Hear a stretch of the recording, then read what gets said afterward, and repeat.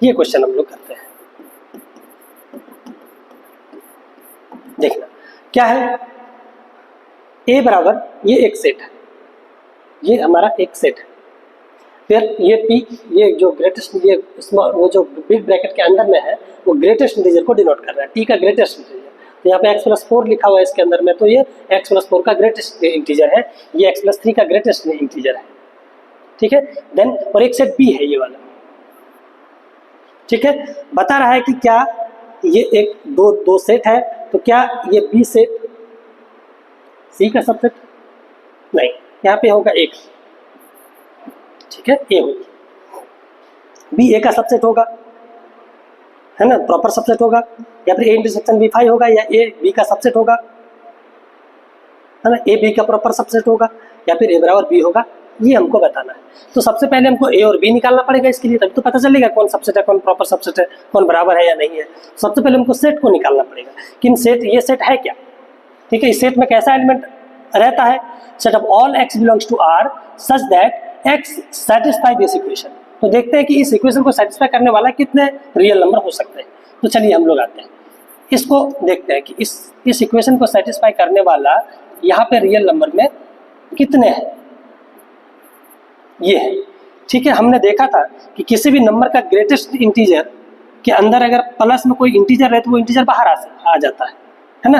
हमने ये प्रॉपर्टी पढ़ा था, है ना, हमने यहाँ पे एक प्रॉपर्टी पढ़ा था कि अगर greatest integer of x plus के क्या होता है, k plus greatest integer of x plus क्या होता है, k होता है, ठीक है। ये प्रॉपर्टी हमने पढ़ा था, इसको हम लोग यहाँ पे अप्लाई करेंगे। यहाँ पे क्या होगा, ग्रेटेस्ट इंटीजर ऑफ x और प्लस कितना आ जाएगा 3, यहाँ पे कितना होगा, ग्रेटेस्ट इंटीजर ऑफ x और प्लस कितना हो जाएगा 4, ये लेस देन कितना हो जाएगा 3, ठीक है। 4 और 3 7, ये greatest integer of x plus 2 into greatest integer of x हो जाएगा, है ना। एक ग्रेटेस्ट इंटीजर यहाँ पे है 2 और 4 और 3 7, 7 में से उधर चला गया, 7 को उधर लेके चले जाइए, इन 7 को अगर आप उधर लेके जाओगे तो वो क्या बन जाएगा, ये 3 और -7, ये किसके बराबर होगा, -4 के बराबर, ठीक है।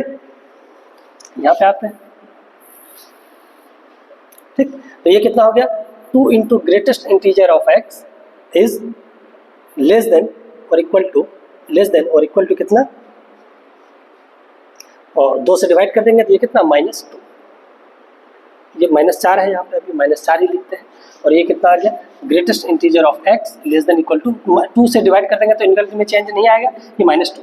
अगर किसी भी नंबर का ग्रेटेस्ट इंटीजर -2 से छोटा आ रहा है, इसका मतलब क्या है, ये -2 कहाँ पे है, ये यहाँ पे कहीं -2 होगा, इसका ग्रेटेस्ट इंटीजर -2 कब आया होगा, इसके आगे अगर -1 कोई सा भी -1 से अगर कोई नंबर छोटा रहेगा तो इसका ग्रेटेस्ट इंटीजर हमेशा क्या मिलेगा, -2 मिलेगा, या फिर -2 से छोटा ही मिलेगा। मतलब समझ रहे हैं मैं क्या बोलना चाह रहा हूँ, मेरा कहने का मतलब ये है कि अगर किसी भी नंबर का ग्रेटेस्ट इंटीजर -2 से छोटा है, इसका मतलब -2 कब होगा, -2 किसी भी नंबर का ग्रेटेस्ट इंटीजर तभी होगा, मान लो कि यहाँ पे 1 है और यहाँ पे कितना है, यहाँ -2 है, यहाँ पे -1 है। अगर कोई नंबर यहाँ पे है -1 से छोटा है तो इसका ग्रेटेस्ट इंटीजर हमेशा -2 आएगा, अगर यहाँ है तो -2 से छोटा आएगा। अगर नंबर इसके आगे है तो इसका ग्रेटेस्ट इंटीजर कितना होगा, -1, जो कि -2 से क्या है, बड़ा है। इसका मतलब भी क्या है कि अगर किसी भी नंबर का ग्रेटेस्ट इंटीजर -2 है या -2 से छोटा है तो उस नंबर को किससे छोटा होना पड़ेगा, -1 से छोटा होना पड़ेगा। दैट मीन्स इस x को क्या होना पड़ेगा, 1 से छोटा होना पड़ेगा, 1 के बराबर भी नहीं हो सकता। -1 का ग्रेटेस्ट इंटीजर कितना हो जाएगा, -1, और यहाँ बोल रहा है कि ग्रेटेस्ट इंटीजर ऑफ x कितना होना चाहिए, -2 होना चाहिए। दिस इंप्लाइज दैट हमारा यही x आता है जो इस इक्वेशन को सेटिस्फाई करता है। इसको दूसरी लैंग्वेज में हम लोग लिख सकते हैं, x बिलोंग्स टू कहाँ पे, -∞ से -1। दैट मीन्स ये वाला x, ये सारे x, ये हमारा a कंटेन करेगा। तो यहाँ से हमको क्या मिल गया, यहाँ से मिल गया कि हमारा जो a है वो क्या होगा, a होगा, ये इतना नंबर कंटेन करेगा हमारा a क्या है हमारा, -∞ से -1 है, ठीक है। इसको देख लेते हैं, इस इक्वेशन को, इस इनइक्वालिटी को सेटिस्फाई करने वाले कितने नंबर हैं। चलिए नेक्स्ट पेज पे देखते हैं, ये क्या है, 3 टू द पावर x, ये कितना था, 3 to the power x into summation of r बराबर 0 टू इन्फिनिटी 3 अपॉन में 10 to the power r to the power कितना लिख लेते हैं, टू द पावर 3 r बराबर 1 to infinity 10 to the power r 3x to the power -3 less than 3 to the power ये -3 और less than 3 to the power -3x, यही वाला number था। ठीक है, एक बार मिला लेते हैं। यस, यही था। ठीक है, ये था। इस इनइक्वालिटी को सेटिस्फाई करने वाले कितने नंबर होंगे, तो चलिए हम लोग बात करते हैं। अच्छा, इसको एक बार ओपन कर लेते हैं। ओपन करके देख लेने से हमको आसानी हो जाएगा देखने में। 10 टू द पावर 0 ये कितना 1 हो जाएगा। 3 अपॉन में 10 टू द पावर 1 रखे, 3 अपॉन में 10 to the power 2 plus so on plus कहाँ तक, ये इन्फिनिटी तक जाएगा। इस पर पावर कितना है, x टू द पावर -3 और ये लेस देन कितना हो गया 3 टू द पावर -3x। देखना ये 3 तो सब में है, सब में है तो कॉमन आ जाएगा।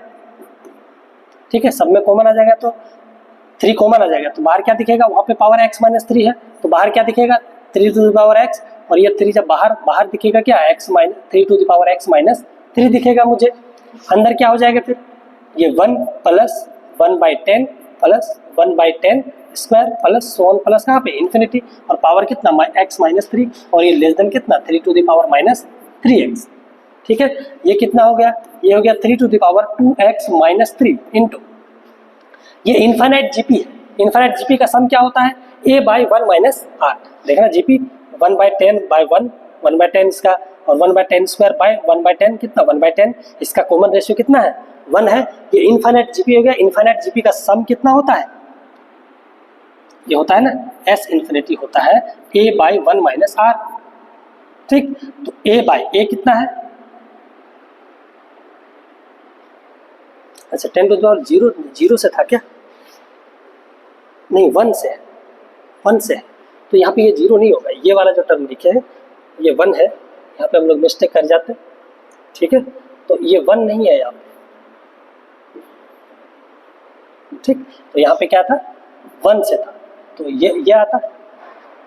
ठीक है, यहाँ पे थोड़ा सा और ढंग से लिख लेते हैं, इसको ठीक से लिख लेते हैं।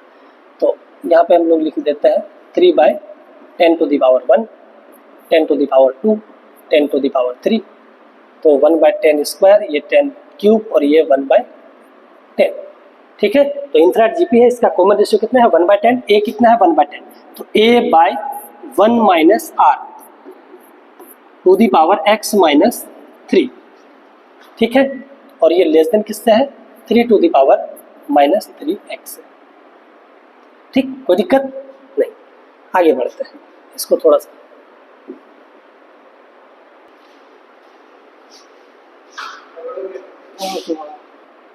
देखिए कि यहाँ पे क्या था, ये 3 टू द पावर 2x -3। ठीक है, और इसको जब एलसीएम लेंगे, ये एलसीएम लेंगे तो क्या आएगा, ये 10 ये 1/10 और नीचे करेंगे तो 10 - 1/10 ये कैंसिल आउट, और ये पावर कितना x -3 और ये लेस देन कितना है 3 टू द पावर -3x। ठीक है, तो इसको आगे बढ़ाते हैं। देखिए ये 3 टू द पावर 2x -3 और ये कितना हो जाएगा, ये 1/9 को हम लोग लिख सकते हैं 2 to the power -3 to the power -2, और ये कितना x -3 और less than 3 to the power -3x। यहाँ पे देख लेते हैं, हो गया। यहाँ पे ये 3 टू द पावर 2x, यहाँ पे कितना होगा, ये दोनों पावर गुना हो जाएगा, तो ये -2x और प्लस कितना 6 3 गुना 6 और ये less than 3 to the power -3x। ठीक है, यहाँ पे देखना ये जब गुना में पावर जुटेगा तो ये +2x और -2x कट जाएगा, तो ये कितना आएगा 3 टू द पावर 6 आएगा। ठीक है, +6 और माइनस यहाँ पे 2x -3 था, 2x -3 था ना, यहाँ पे क्या था 2x -3, तो 2x -3 से जब यहाँ पे ये 2x -3 था तो ये कितना हो जाएगा, ये 3 टू द पावर यहाँ पे 6 में देखो ये 2x -3 -2x और ये +6 less than 3 to the power -2x, ये कैंसिल आउट हो गया, और ये कितना हो गया 3 टू द पावर 3 और लेस देन कितना 3 टू द पावर -2x। यहाँ पे log बेस 3 ले सकते हैं, है ना, या नहीं तो ऐसे भी एनालाइज कर सकते हैं। अगर 3 पर पावर 3 लेस देन है 3 to the power minus 2x से। इसका मतलब ये क्या है कि ये पावर भी क्या होगा, ये जो 3 है ये भी किससे छोटा होगा, ये किससे छोटा होगा, ये -3x है, यहाँ पे कितना होगा -3x, ये कितना -3x से भी क्या होगा, छोटा होगा, क्योंकि 3 पर पावर 1 3 पर पावर 2 से छोटा होगा। तो 1 और 2 देखना, 1 2 से छोटा है, या फिर यहाँ पे आप लॉग ले सकते हैं, log बेस 3 दोनों साइड ले सकते हैं, ठीक है। हाँ, तो अब जैसे मर्जी आप समझ सकते हैं इसको। तो मतलब 3 पर पावर x अगर 3 पर पावर y से छोटा है तो x पक्का y से छोटा होगा, पावर भी छोटा होगा, तब ये ऐसा होगा, वरना नहीं होगा, क्योंकि 3 पर पावर 1 लेस देन होता है 3 पर पावर 2, तो ये देखना 1 और 2 से छोटा है। 3 पर पावर 2 लेस देन है 3 टू द पावर 3 से, तो देखना 2 और 3, 2 छोटा है 3 बड़ा है, तो यहाँ भी वही होगा, 3 पर पावर लेस देन होगा 3 पर पावर समथिंग से, तो ये पावर भी इससे क्या होना चाहिए, छोटा। तो 3 से अगर मैं डिवाइड कर दूँ तो ये कितना हो जाएगा -1, और एक्चुअली क्या करो -3 से डिवाइड कर दो, -3 से जैसे डिवाइड किए तो ये -1 इधर, और ये इनक्वालिटी चेंज होगा क्योंकि माइनस से डिवाइड कर रहे हैं, ये कितना हो गया -1। दिस इंप्लाइज दैट इसका सॉल्यूशन कितना हो गया, x less than -1। This implies that x belongs to कहाँ पे, -1 टू इन्फिनिटी, ये यही क्या हो गया हमारा b हो गया, क्योंकि b में यही x आएंगे।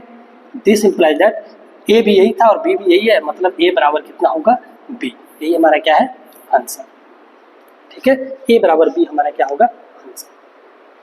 a and b are equal, ठीक। चलिए एक आध क्वेश्चन और है, उसको करते हैं, फिर ये हमारा खत्म हो। चलिए इस क्वेश्चन को करते हैं, इसको पहले पॉज कीजिए, आप ट्राई कीजिए, उसके बाद इस सॉल्यूशन को देखिए। क्या है, the equation x² - 4x greatest integer of x + 3 बराबर x into greatest integer of x, where ये डिनोट करता है greatest integer function, then has exactly 2 solution, exactly no solution, या यूनिक सॉल्यूशन, या फिर unique solution in this R में unique solution, या फिर इस इंटरवल में यूनिक सॉल्यूशन, या फिर R में 2 सॉल्यूशन, या फिर नो सॉल्यूशन। इन सब ऑप्शन में से हमको बताना है, तो उसको सॉल्व करने की कोशिश करते हैं। देखो ये x² माइनस क्या है 4x, और जिसमें ग्रेटेस्ट इंटीजर नहीं है उसको एक साथ रख लेते हैं, जिसमें ग्रेटेस्ट इंटीजर है उसको एक साथ, इसको इधर लेके आ जाते हैं, तो greatest integer of x minus x greatest integer of x बराबर 0, ठीक है। इसका जब फैक्टर करेंगे तो कितना, x - 1 इंटू कितना आएगा, x - 3 पक्का है ना, x² - x -3x - 4x और -1 इंटू -3 + 3, और ये प्लस कितना, यहाँ पे greatest integer of x common ले लेंगे तो यहाँ 1, यहाँ 1 minus x, actually minus greatest integer of x common ले लो तो और भी, तो greatest integer of x minus of greatest integer of x, तो यहाँ पे कितना आ गया, ये आपका x - 1 और बराबर कितना 0। दिस इंप्लाइज यहाँ पे x - 1, यहाँ भी x - 1, तो कॉमन ले सकते हैं, कॉमन ले लिए तो कितना बच गया, x - 1 इंटू x - 3 और minus greatest integer of x और बराबर कितना 0। इधर देख लेते हैं, देखें ये क्या आ गया, या तो ये 0 या फिर ये 0। इसको थोड़ा और आगे बढ़ा लेते हैं, x - 1, देखो x minus greatest integer of x क्या हो जाएगा, वो फ्रैक्शनल पार्ट ऑफ x हो जाएगा, और ये -3 बराबर कितना 0, या ये 0 होगा या फिर ये 0 होगा, क्योंकि 2 नंबर का मल्टीप्लिकेशन 0 है, तो या तो ये 0 या फिर ये वाला 0। अगर ये 0 होगा तो x बराबर 1, और ये वाला 0 होगा तो फ्रैक्शनल पार्ट ऑफ x बराबर कितना हो जाएगा 3, है ना। ये तो कभी संभव ही नहीं है, क्यों संभव नहीं है, क्योंकि फ्रैक्शनल पार्ट ऑफ x 1 से छोटा और 0 से क्या होता है, बड़ा होता है, तो देयरफॉर ये संभव नहीं है, तो एक ही सॉल्यूशन आया x बराबर, दिस इंप्लाइज दैट x बराबर कितना आया 1 आया, एक ही सॉल्यूशन आया, यूनिक सॉल्यूशन आया,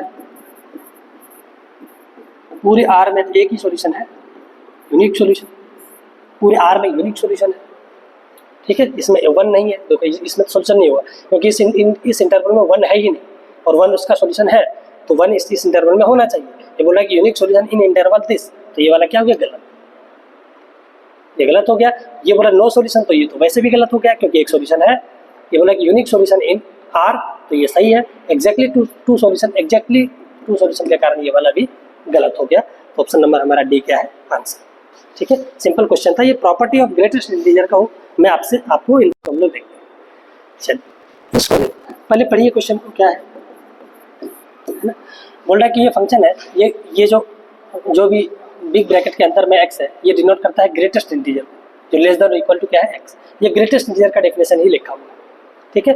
बोल रहा है कि जो if the domain of the function, इस फंक्शन का डोमेन अगर इस तरीके से दिखता है तो बताना है, जहाँ पे a छोटा है b से, b छोटा है c से, तो बताना है कि a प्लस बी प्लस सी का वैल्यू क्या होगा, ठीक है। तो सबसे पहले हम लोग निकालते हैं इसका डोमेन क्या होगा, ठीक है। डोमेन निकालते हैं, पहले तो फंक्शन को लिख लेते हैं।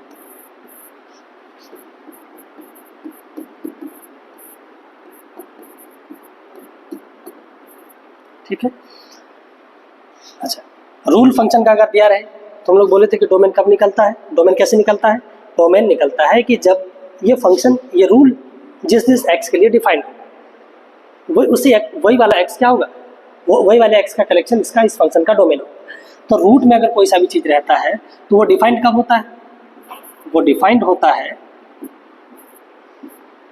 जब रूट के अंदर वाला समान क्या हो, 0 या फिर 0 से बड़ा, ठीक है। चलिए, ये एक जैसा समान दिख रहा है यहाँ पे, ग्रेटेस्ट इंटीजर ऑफ एक्स का mod, greatest integer of x का मॉड, तो इसको मैं y मान लेता हूँ। इसको क्या मान लूँ, y। तो हमको आसानी लग गया देखने में, ये y-2 हो गया, ये y-3 आ गया, और ये ग्रेटर देन इक्वल टू 0। इस इनक्वालिटी को हम लोग सॉल्व कर सकते हैं। इसका क्रिटिकल पॉइंट x y बराबर 2, इसका क्रिटिकल पॉइंट y बराबर 3, इसके आगे पॉजिटिव, इसके आगे नेगेटिव, इसके आगे पॉजिटिव। हमको क्या चाहिए, पॉजिटिव ही चाहिए। ये तीन अगर y बराबर 3 रखेंगे तो ये नीचे वाला 0 हो जाएगा, तो यहाँ पे क्या लगाना पड़ेगा, होल। ये हमको नहीं लेना है, ये नहीं लेना है। इसका मतलब है y बिलोंग्स टू, y क्या होगा, y या तो हो गया कितना, 2 से छोटा, या फिर y क्या होगा, 3 से बड़ा। ये बराबर भी हो सकता है, कोई दिक्कत नहीं है। अब इन दोनों को सॉल्व करेंगे, दोनों का यूनियन लेंगे, वही हमारा क्या होगा, डोमेन। ए बी से निकल जाएगा, आंसर हो जाएगा, ठीक है। चलिए, तो पहले वाले को सॉल्व करते हैं। ये क्या है, y क्या होना चाहिए, 2 या 2 से छोटा। y हम लोग माने क्या थे कि mod of greatest integer of x कितना, 2 से छोटा। This implies greatest integer of x क्या होगा, मॉड अंदर में अगर रहता है कोई, तो मॉड x अगर less than a, then x lies between -a to a, -a to a। तो यहाँ पे x क्या था हमारा, ग्रेटेस्ट इंटीजर ऑफ x, तो ये तो 2 से छोटा होगा या फिर -2 से बड़ा होगा। यहाँ पे देख लेते हैं हम लोग नंबर लाइन के ऊपर, यहाँ पे -2 और यहाँ पे 2 और यहाँ पे क्या होगा, 3। तो ग्रेटेस्ट इंटीजर ऑफ x क्या होना चाहिए, 2 से छोटा। तो कौन सा x लूँगा, ये x मैं ढूंढने की कोशिश कर रहा हूँ, यहाँ पे x ढूंढने की कोशिश कर रहा हूँ। कौन सा x है, अगर मैं x को 3 लूँगा या 3 से बड़ा लेंगे तो ग्रेटेस्ट इंटीजर या तो 3 आएगा या 3 से बड़ा ही आएगा। अगर मैं x को 3 से छोटा लूँ थोड़ा सा भी, तो उसका ग्रेटेस्ट इंटीजर 2 से क्या रहेगा, हमेशा छोटा, ठीक। तो क्या ले लेंगे, x क्या होना चाहिए, 3 के बराबर भी नहीं होना चाहिए, 3 से छोटा होना चाहिए। अब इधर आते हैं, ये बोल रहा है कि -2 से बड़ा होना चाहिए। अगर -2 से कोई से भी बड़ा नंबर लेंगे या -2 लेंगे तो उसका ग्रेटेस्ट इंटीजर या तो -2 आएगा या -2 से बड़ा ही आएगा। अगर -2 से छोटा लिए तो उसका ग्रेटेस्ट इंटीजर -2 से छोटा आ जाएगा, वो वाला यहाँ पे नहीं है। उसका ग्रेटेस्ट इंटीजर क्या है, -2 से बड़ा। तो उसका x हमको क्या लेना पड़ेगा, या फिर 2 लेंगे या फिर 2 से बड़ा ही लेंगे। इसका मतलब हुआ या तो -2 ले लेंगे या फिर -2 से बड़ा ही ले लेंगे x, ठीक है। क्योंकि -2 या फिर -2 से बड़ा लेंगे तो उसका ग्रेटेस्ट इंटीजर -2 से या तो -2 आएगा या -2 से बड़ा आएगा। तो x हमारा ये वाला है, यहाँ से हमारा x ये वाला है। दूसरे वाले को सॉल्व करते हैं। दूसरे वाले में क्या था कि y किससे, 3 से बड़ा होना चाहिए। y हमारा था क्या, ये 3 से बड़ा। हमको पता है कि अगर मॉड x a से बड़ा हो तो ये क्या होता है, या तो x -a से छोटा होता है या फिर x a से क्या होता है, बड़ा। ये हम लोग जानते हैं, तो यहाँ से हम लोग लिख सकते हैं या तो ये ग्रेटेस्ट इंटीजर ऑफ x या क्या होगा, 3 से बड़ा होगा, या फिर ग्रेटेस्ट इंटीजर ऑफ x -3 से क्या होगा, छोटा।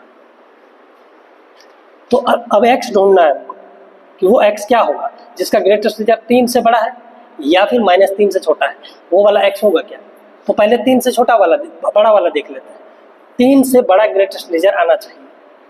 अगर मैं यहाँ पे 4 ले लूँ, अगर 3 और 4 से अगर मैं कोई सा भी नंबर छोटा लूँगा तो 4 से छोटा नंबर का ग्रेटेस्ट इंटीजर या तो 3 या इधर लेंगे तो ये 3 से भी छोटा, मतलब अगर 4 से छोटा ले तो उसका ग्रेटेस्ट इंटीजर हमेशा क्या रहेगा, 3 से छोटा। और अगर मैं 4 ले लूँ या 4 से बड़ा ले लूँ, 4 ले लूँ या फिर 4 से बड़ा ले लूँ कोई सा भी नंबर, उसका ग्रेटेस्ट इंटीजर कितना आएगा, या तो 4 आएगा या फिर 4 से बड़ा ही आएगा। इस यहाँ से क्या क्या आ गया कि x को तुम लो या तो 4 ले लो या फिर 4 से बड़ा ले लो। यहाँ पे क्या, यहाँ पे बोल रहा है कि 3 से छोटा, -3 से छोटा होना चाहिए, ये -3 मान लो कि यहाँ पे है नंबर। ग्रेटेस्ट इंटीजर किस x के लिए होगा -3 से छोटा, या तो मैं -3 ले लूँ, -3 का ग्रेटेस्ट इंटीजर -3 होगा, तो -3 से छोटा बोल रहा है तो -3 से मुझे छोटा लेना पड़ेगा। फिर -3 से छोटा लेंगे उसका ग्रेटेस्ट इंटीजर हमेशा -3 से छोटा ही आएगा। इधर लेंगे तो उसका ग्रेटेस्ट इंटीजर में या तो -3 आएगा या फिर -3 से बड़ा आएगा। तो इधर नहीं जाना है हमको, कहाँ पे लेना है, x को लेना है हमको -∞ से, मतलब -3 से छोटा, -∞ से -3 ओपन, 3 से छोटा। अब इन दोनों को कंबाइन करना पड़ेगा। This implies x belongs to closed 4 to ∞। ठीक से लिखते हैं इसको आराम से, ठीक है। क्या लिखे पहले इसको लिखते हैं, -3 से ∞, -3 यूनियन 4 to कितना, ∞, ठीक है। और एक इन दोनों को क्या लेना पड़ेगा, अब इन दोनों का यूनियन लेना पड़ेगा। ये हो गया हमारा 1 और ये हमारा क्या हो गया 2, इन दोनों का यूनियन लेना पड़ेगा। यूनियन इन दोनों का लेंगे तो हमारा प्रॉपर क्या आएगा, टोटल डोमेन आ जाएगा। यूनियन लेते हैं इसका, क्या आएगा इन दोनों का यूनियन, बताओ, आगे कर ले। क्या है, एक x है -2 और 3 के बीच में, x एक है 3 से छोटा,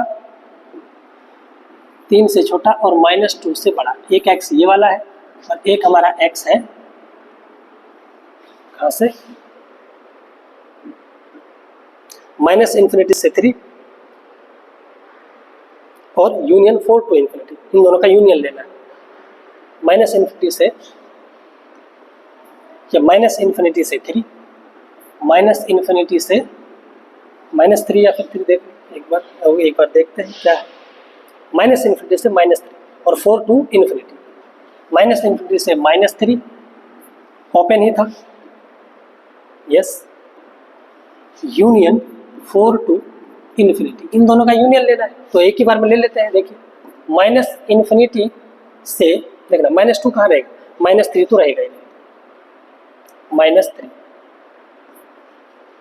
और -3 और यूनियन -2 आगे होगा -2 से, तो -2 2 3 ये क्या होगा, ओपन, यूनियन अब क्या होगा, ये वाला 4 to ∞, इन दोनों का यूनियन, इन दोनों का यूनियन यही आएगा, ठीक है। वहाँ भी यही था, इसका जो डोमेन ये किसके बराबर था, ये हमारा बराबर था -∞ से क्या था, -a था कि नहीं, क्वेश्चन में देखते हैं एक बार, -a था, b c बस 4 to ∞, ये था a open union closed b comma c open union 4 to ∞, इसी के बराबर था। ये इसका डोमेन निकला प्रॉपर, रिक्वायर्ड डोमेन, ये रिक्वायर्ड क्या था, डोमेन। और ये क्वेश्चन में ये दे रखा था, कंपेयर करके हम लोग क्या निकाल सकते हैं, a बराबर -3 आ गया, b बराबर -2 आ गया और c बराबर कितना आ गया, 3 आ गया। देयरफॉर हमको पूछा था कि a + b + c की वैल्यू कितना होगा, तो a कितना था, -3, -2 और +3 ये कट गया तो कितना आ गया, -2 इज द आंसर, ठीक है। तो देखिए इस क्वेश्चन का आंसर कितना हो गया, option number C, -2 is the answer. बस लास्ट टॉपिक थोड़ा सा देखते हैं, 2 मिनट में लेक्चर समाप्त हो जाएगा। वर्टिकल लाइन टेस्ट, हमने देखा था कि फंक्शन का ग्राफ कैसे कैसे हम लोग किसी भी फंक्शन को चेक करते हैं, कैसे करते हैं कि वो फंक्शन है या नहीं। हमने देखा कि 2 ऑर्डर्ड पेयर दे रखा है ना, तो अगर रिलेशन के फॉर्म में दे रखा है ऑर्डर्ड पेयर में, तो वो फंक्शन है कि नहीं। अगर उस रिलेशन का पहला ऑर्डर पेयर सेम है तो फंक्शन नहीं होगा, और वाई अगर उसका सेकंड ऑर्डर पेयर डिफरेंट है और फर्स्ट ऑर्डर पेयर अगर बराबर है तो वो फंक्शन नहीं होगा। वहाँ भी देखे थे हम लोग। फिर हम लोग अगर एरो डायग्राम में दे रखा था तो भी हम लोग बता सकते थे कि वो फंक्शन है या नहीं। अब मैं बात करता हूँ कि अगर किसी भी रिलेशन का ग्राफ दे रखा है हमेशा ग्राफ हमारा रिलेशन का निकलता है। अगर किसी भी रिलेशन का ग्राफ दे रखा है तो ये बताना है कि वो फंक्शन होगा या नहीं होगा। ठीक है, उसकी बात कर लेते हैं। तो देखना कि मान लो कि अगर किसी भी रिलेशन का ग्राफ दिया हुआ है, वर्टिकल लाइन टेस्ट का मतलब वही है ग्राफ के द्वारा। ठीक है, तो अगर मान लो कि ऐसे कोई ग्राफ दे रखा है किसी फंक्शन का, ग्राफ ड्रॉ कर लेंगे, ग्राफ ऐसा ही आएगा या किसी तरीके से भी आए। अगर कोई भी वर्टिकल लाइन मतलब वाई एक्सिस के पैरेलल वाला लाइन ग्राफ को अगर केवल और केवल एक ही बार कट करे तो वो ग्राफ फंक्शन का ग्राफ होता है। It is a graph of function, it is a graph of function. और अगर किसी रिलेशन का ग्राफ मान लो कि इस तरीके से है पैराबोला टाइप का, तो अगर मैं एक लाइन ड्रॉ करूंगा वाई एक्सिस के पैरेलल तो इसको कम से कम 2 बार कट करके जाएगा। मतलब एक एक्स के लिए मुझे वाई 1 और 2 मतलब 2 वाई मिल रहा है, एक वाई यहाँ पे एक वाई यहाँ पे। एक एक्स के लिए 2 वाई मतलब एक इनपुट के लिए 2 आउटपुट मिल जाए तो वो फंक्शन नहीं होता है। अगर कोई भी वर्टिकल लाइन किसी भी रिलेशन के ग्राफ को 2 या 2 से ज़्यादा बार कट कर जाए तो वो वाला फंक्शन का ग्राफ नहीं होता। It is not a graph of function, it is not a function, it is not a function. तो आप इसको याद रखना है।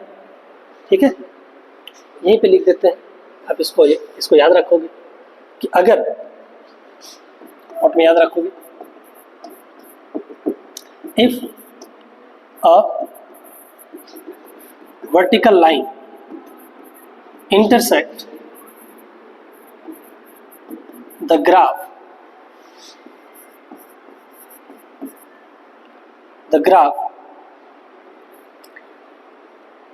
two or more than